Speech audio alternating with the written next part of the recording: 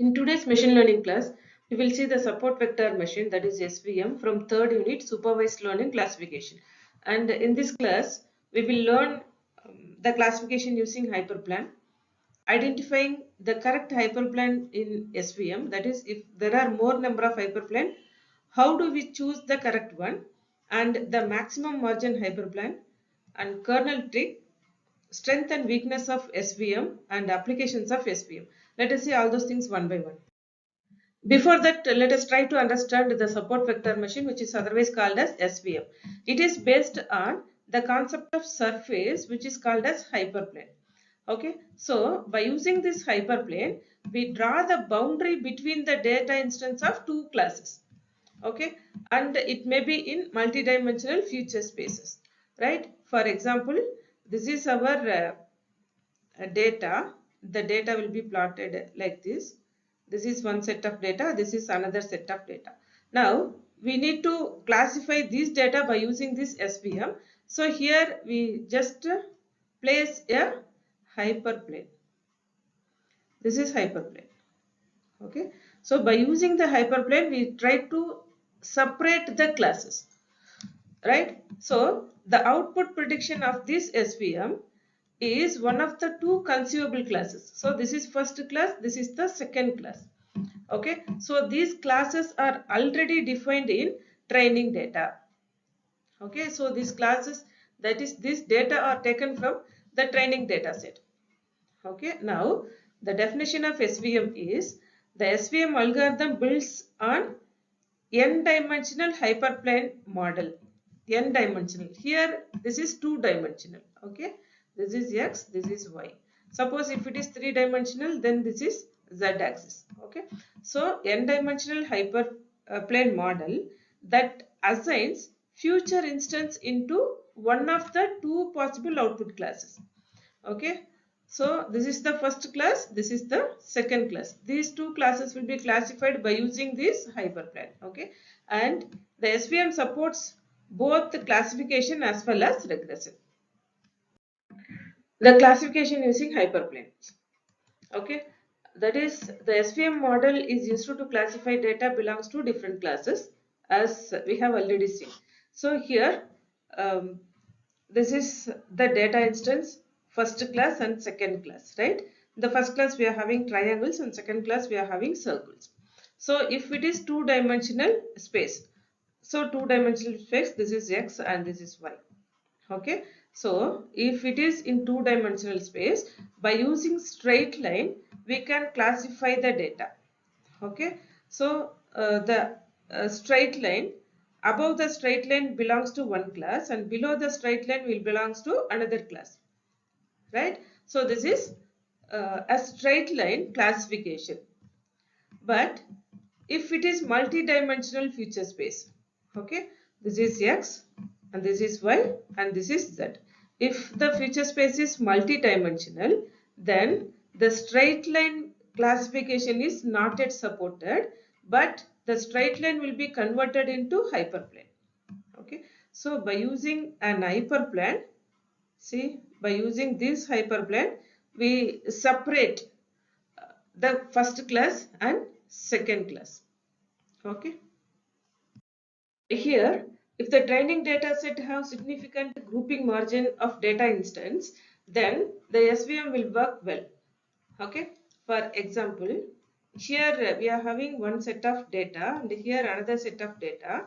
Okay, if the boundary is significant of these two classes, then we can easily implement this SVM by using a straight line or by using a hyperplane, right? So the important terms which are used in SVM, that is support vector machine, are the first one is generalization error, support vector, hyperplane and margins. Okay, so the first one is generalization error. So this error is the measure of SVM, that is how accurately the SVM will predict the new data. Okay, so this is generalization error. So this is a measure of accuracy of support vector machine, and the model is inflexible in classification. Okay, that means it tries to fit the hyperplane in to classify the data. Okay, so it will keep on trying to fit the hyperplane, then the system will struck with overfitting. Okay, so overfitting will cause us in hyperplane. The next one is support vectors, which are the data points. Support vectors are nothing but the data points, that is the critical component in the data set which are near the identified set of lines, that is the hyperplane. See, the data points which are close to the hyperplane are the support vectors. Otherwise, the data points that which are placed in the boundary line and close to the hyperplane are called as support vectors. Okay, so here these three data points are support vectors, and two are from one class and one is from another class, right? Suppose if we remove these that is support vectors, if these data points are removed, then the hyperplane should be altered. We can alter the hyperplane position, okay, accordingly with respect to the distance between the data points, right? So support vectors are nothing but the data points which are close to the hyperplane, which are otherwise called as the boundary data points which are close to the hyperplane are called as support vectors. The next one is hyperplane. For n-dimensional feature space, okay, then the hyperplane is a flat subspace of n-1 dimension. Okay, if the feature space is 2D, for example this one, x and y, 2 dimension, then the hyperplane is n-1 dimension, that is here 1 dimension. That is a straight line. This may be a straight line, right? Suppose if the feature space is 3 dimension, so this is x, y, z in this diagram, then the hyperplane is 2 dimension. 2 dimension hyperplane, right? Now, it is difficult to visualize the feature space greater than 3 dimensions, and for example if it is 4D, feature space is 4D. 4D means what about the hyperplane? This will be 3D, isn't it? So, if the hyperplane is 3 dimension, then this is very difficult to visualize those dimensions.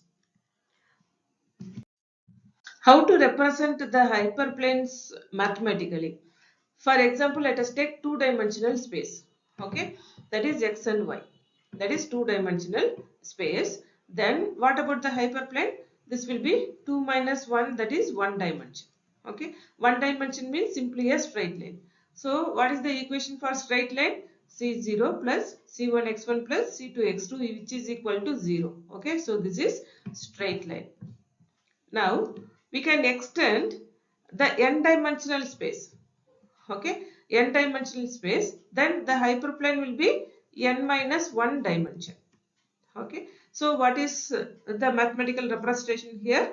C0 plus C1x1 plus C2x2 plus etc. up to Cn xn, which is equal to 0. Okay, so this is otherwise represented as C vector into x vector plus C0, which is equal to 0. Okay. The next one is margin. Here, the distance between the hyperplane and the data points is known as margin. Okay, so for example, we can take this hyperplane A. A is our hyperplane. Now, the distance between this data point, okay, to the hyperplane is margin, and this data point to the hyperplane is called as margin. That is, the distance between the data point and the hyperplane is called as margin.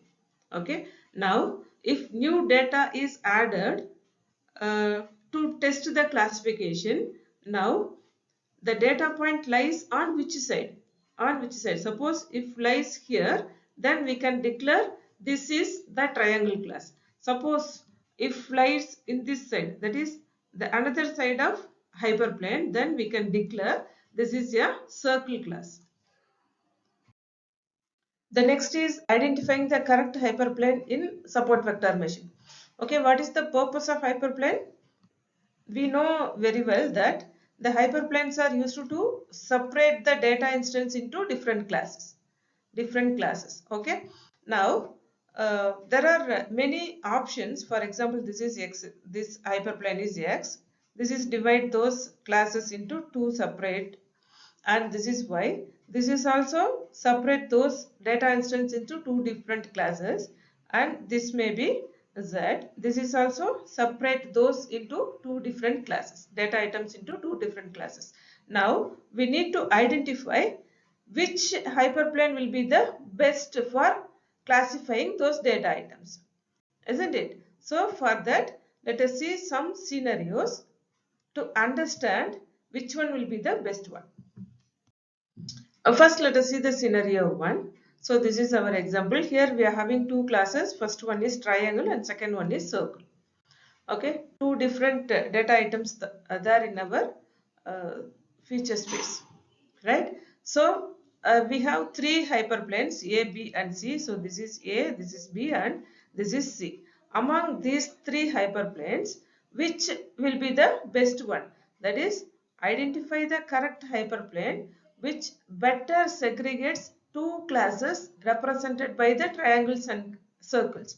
So among these three, which one will be the best one which separates those two data items clearly? The A, isn't it? So hyperplane A performed the task quite well. Okay, so this is the best one.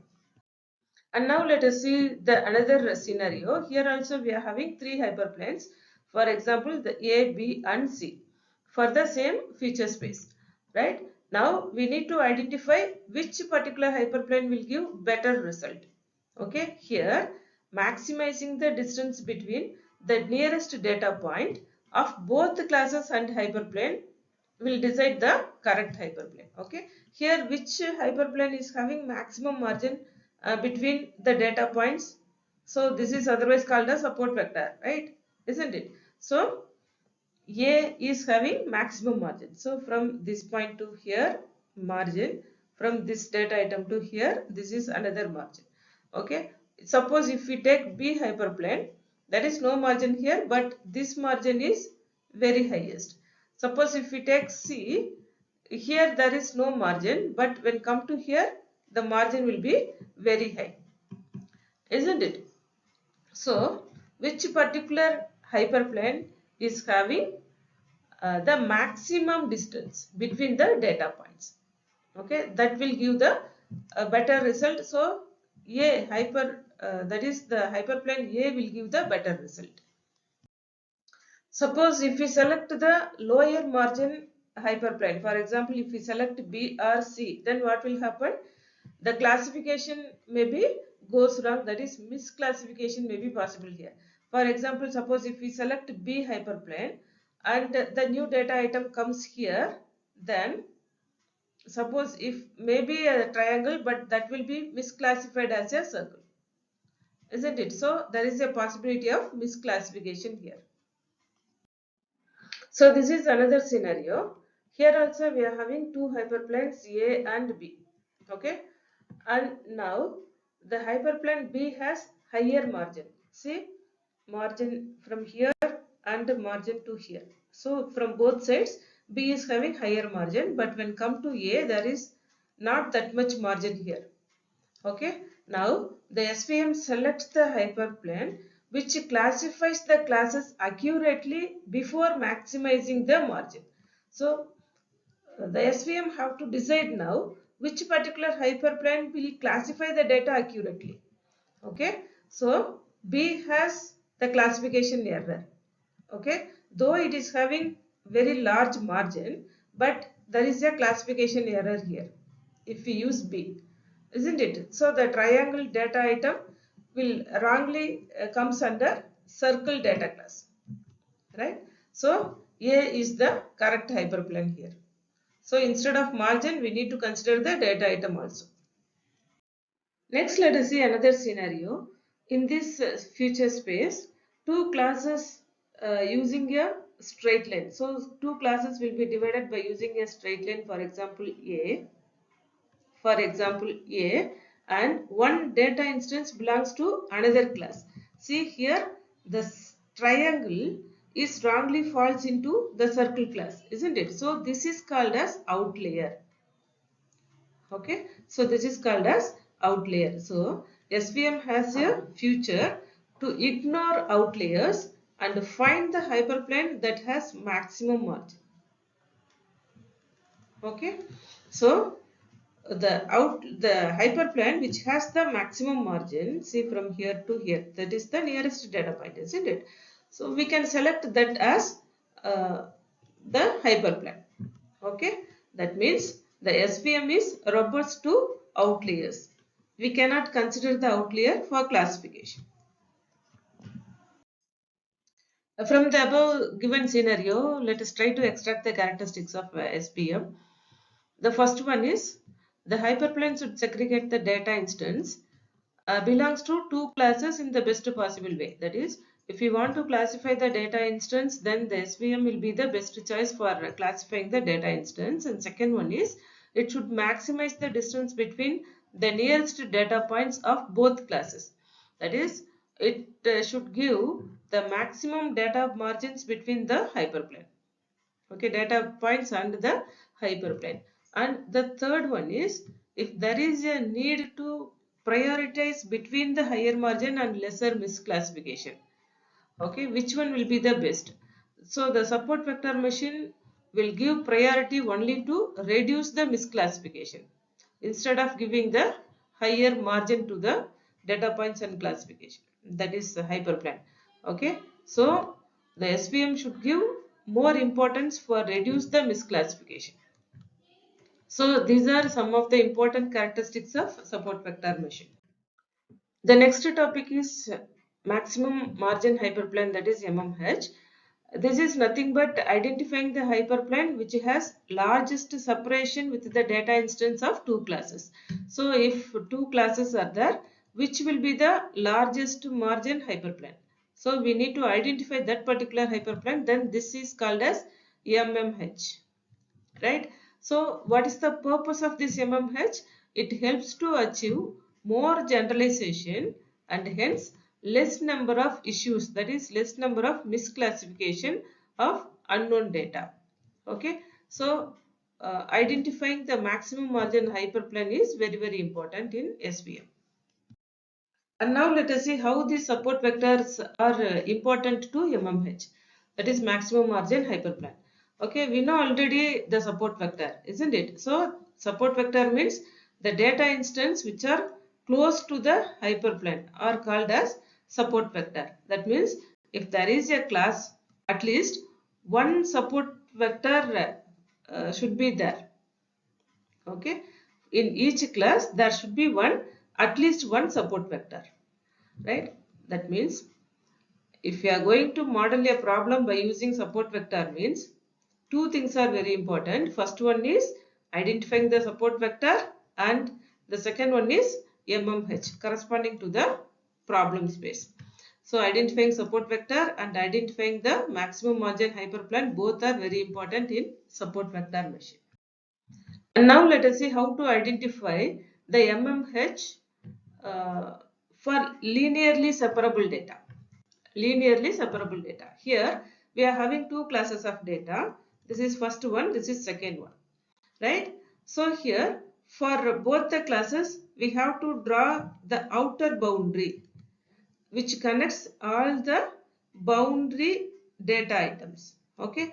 Those boundaries are called as convex skulls. Okay, see once we identify this convex skull, then we need to identify the two nearest points of those two convex skulls. Okay, that is the data points which is having very shortest length. Okay, see shortest length data items here to here, here to here. So which one is the shortest? So this is the shortest one. See once we identify those length, next we need to draw a line which is perpendicular to this particular length. Okay, so this hyperplane, this is the perpendicular line, isn't it? So this hyperplane is the MMH, maximum margin hyperplane. And now the hyperplane in n-dimensional features. Okay, already we have seen the equation for n-dimensional feature hyperplane, that is c vector into x vector plus c naught, which is equal to 0. Okay, this is the equation for n-dimensional future space hyperplane. By using this equation, we need to find the set of values for the vector c vector such that the two hyperplanes we need to identify that will be represented by the equation. The first one is c vector into x vector plus c naught, which is greater than or equal to plus 1. Okay, and next one is less than or equal to minus 1. This is the second hyperplane. Okay, so now we are having three hyperplane. One is 0 and another one is above plus 1 and another one is below minus 1 from this 0, right? So the summary is all instance that belongs to one class falls above one hyperplane and all instance belongs to another class should falls below the another hyperplane. Okay, so three hyperplanes are there. All the data items should fall above the hyperplane and all the data items should fall below this hyperplane. Okay, so according to this vector geometry, the distance of those planes should be 2 by c vector.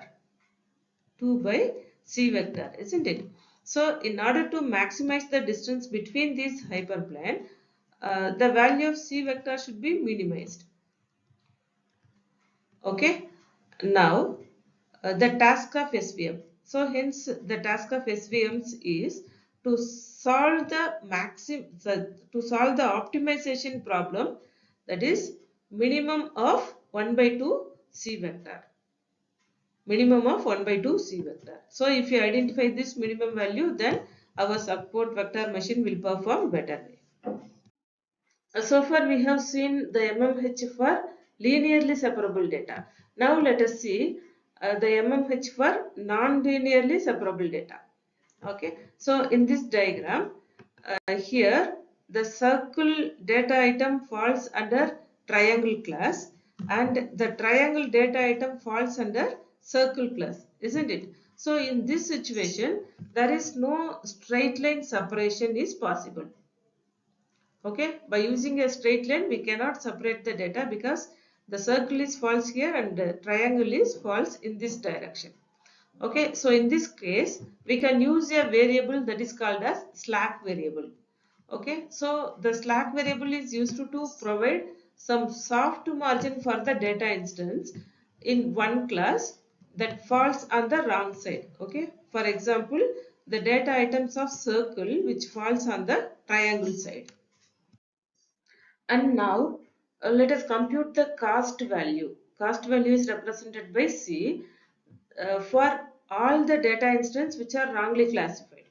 Okay, or wrongly placed in the hyperplane, wrong side of hyperplane otherwise. Okay, for all those data items we need to compute the cost value and this cost value should be minimum. Okay, now the SVM's duty is to minimize this cost value due to the data instance in order to solve the revised optimization problem. The optimization problem now should be revised based on the cost value, isn't it? Otherwise we will get the wrong classification. So the formula for those things is minimum of 1 by 2 c vector square plus C, capital C. C is nothing but the cost value. Cost value into summation of I equal to 1 to n, this slack I. That is the data item which is wrongly classified. Okay, so this is the formula for computing the cost value of our problem. The next topic in support vector machine is kernel trick. Okay, so the kernel trick is used to increase the higher dimensional space, that is lower dimensional space to higher dimensional space to separate the non-linearly separable data. For example, let us take this particular diagram. Here two classes of data are the circle and triangle, but here by using a straight line we cannot separate those two classes, isn't it? So those two are mixed up. Okay, we can classify only in this fashion, right? By using straight line we cannot separate this data. Now what the kernel trick will do? The kernel trick will increase the dimension, okay, in which those two lines data should be separated by using a straight line or straight plane. right? So this is called as kernel trick. So what the kernel trick will do? The kernel trick will increase the dimension of the search space so that the data item should be separated by using a hyperplane. Now let us see some of the common kernel functions which will transform from lower dimension to higher dimension, that is dimension I to dimension j. Okay, the first one is linear kernel. The form of linear kernel k of xi vector comma xj vector. Here k is nothing but the kernel function. Okay, that is the kernel function which is equal to xi vector multiplied by xj vector. And second one is polynomial kernel. Polynomial kernel which is equal to xi vector into xj vector plus 1 d. Here d is nothing but the dimension polynomial.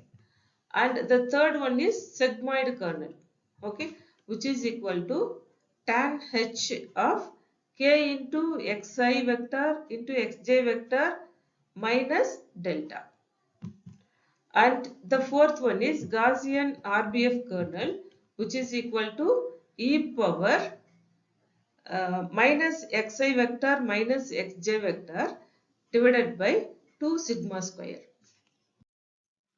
So in which situation the kernel trick will be used? If the data items are very much close to each other, okay, and in that situation we cannot separate those classes by using a straight line, then we can use this kernel trick. Okay, so the effectiveness of support vector machine depends on the selection of kernel function and adoption of values of kernel parameters. Okay, those two things are very important. Then only the SVM will be very effective one. The strength and weakness of support vector machine. First, let us see the strength. Okay, the SVM uses both the classification as well as regression, and it is robust on outlier and noisy data. Okay, and the prediction result using this model is very promising. So these are important strength of SVM. And now let us see the weakness. So like the strength, here we are having more weakness. The first one is it is applicable only for binary classification. That means if data are separated only by straight line or only by hyperplane. Okay, the above the line is one class and below the line is another class, and it is not suitable for more number of classes, more than two classes. And the SVM is very complex. Almost it is like a black box when come to higher dimensional data set. Okay, and it is very difficult to understand, because if the dimension got increased, then the complexity will also get very increased. So understanding is very difficult, and it is very slow for large data set. Large data set means if the features are increased or the number of instances are increased, then the support vector machine will get slower down. That will be slower, and it is quite memory incentives. Okay, the memory consumption will be very high when compared to other classification models, right? The applications of SVM. Okay, the SVM is one of the very important classification model, and it is helpful in phase detection. That is, the phase will be separated by using the square by identifying the spaces of eye and mouth. Right? Accordingly, it will create a boundary for the phase. And second one is text and hypertext categorization. So the SVM will get trained by using the training data. Accordingly, the data will be categorized, okay, based on the score generation, and the score will be compared with the threshold value. Okay, and the next one is classification of images. So if we use support vector machine, then the accuracy will be very much increased when compared to the traditional query based searching. Okay, it can easily identify the required images from other parts of the image, right? Whatever it may be. And the next one is bioinformatics. Okay, the SVM will play very vital role in the bioinformatics. it includes the protein classification, cancer classification, and tumor classification. Okay, we can identify the classification of genes and the patients based on genes and other biological problem by using SVM. And the next one is handwriting recognition. Okay, it is used to recognize the handwriting characters and which are used in very different areas, right? Isn't it? So apart from this, SVM is used in other applications also, other areas also. Okay, so this is very important classification model in machine learning. So far we have seen the support vector machine from third unit supervised learning classification. In this class we have seen the classification using hyperplanes, identifying the correct hyperplane in SVM, maximum margin hyperplane, that is MMH, kernel trick, and the strength and weakness of SVM, applications of SVM. So this is the last topic of third unit and most important topic. Definitely you can expect one question from the university examination. So from the next class we will start our fourth unit. Thank you.